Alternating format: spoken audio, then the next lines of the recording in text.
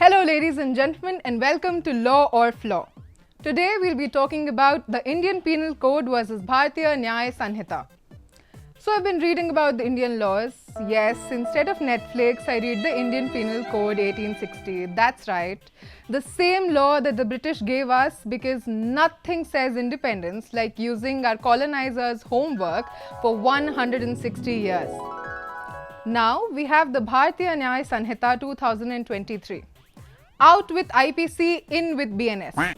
But instead of real change, it's just IPC with a haircut. Same rules, new packaging. It's like Parle-G changing its wrapper and saying now with extra glucose. Bro, it's still a biscuit. Let's see the definitions. In IPC, a document meant paper. Very simple. In BNS, a document includes electronic records. That means even your WhatsApp forwards can become evidence. In 1947, a document was the Constitution. In 2025, a document is good morning with 14 sunflowers sent by your uncle at 5 a.m. Imagine telling Gandhiji, Bapu, your entire case depends on screenshots. Bruh. Moving to punishments. IPC had transportation for life. Basically, congratulations, free Andaman and Nicobar package, one-way trip.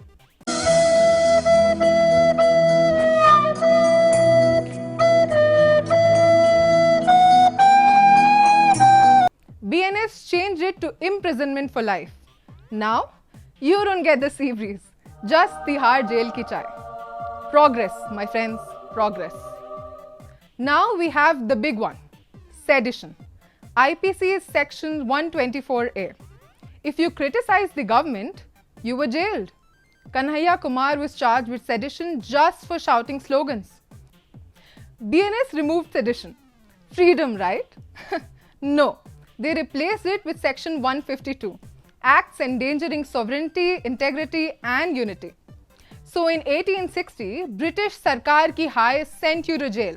In 2025, PM's Wi-Fi is slow will again send you to jail because you endangered national unity. Sedition just got a makeover. Same ghost, new bedsheet. Talking about adultery and family laws, IPC had section 497. Adultery was a crime. If your wife cheated, you could file a police case. BNS deleted it. Now adultery isn't a crime. It's just a plot line on Netflix. In BNS days, your wife cheated? Call Karan Johar. Meanwhile, BNS increased punishments for stalking and voyeurism. So finally, the law said, creeps, stay at home. Or better, stay in jail. Because now Netflix won't make a docu-series on you. Aaj tak will. Let's talk about rash driving. IPC punished rash driving. BNS also punishes rash driving. But if they really applied it, Bangalore roads would look like a desert. Every driver would be in jail. Except that one guy who drives at 20 kilometers per hour but still honks like he's racing Formula 1. Bribery during elections, illegal in IPC, still illegal in BNS. But every election season, my WhatsApp is full. Vote for us, get free biryani. So technically, bribery is illegal. But biryani, still a fundamental right. Indian Penal Code punished fake notes. BNS punishes fake digital transactions. So in 1940s, counterfeiter prints a 100-rupee note. In 2025, your friend sends you a fake GPay screenshot for rupees 500. And suddenly, he's the new Nirav Modi of the PG hostel. So what's the moral of the story? IPC was the strict teacher with a wooden cane. BNS is the modern teacher with Wi-Fi. Under IPC, you feared colonial cops. Under BNS, you fear screenshots, algorithms, and your mom finding out that you posted memes about the PM. At the end of the day, laws may change names, but the result is the same. You'll still end up in jail. So, from transportation to Andaman to bad network in Tihar, welcome to India's legal system. That leads us to our farewell, and remember, today even your WhatsApp status can be used as evidence. So stop writing feeling cute might overthrow government later. This is Prakriti Pandey signing off. Dude, that's so nice. Bruh. And then again, your wife cheated? Call Karan Johar.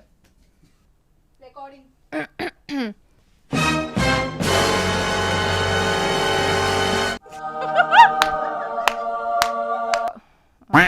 We'll do this again.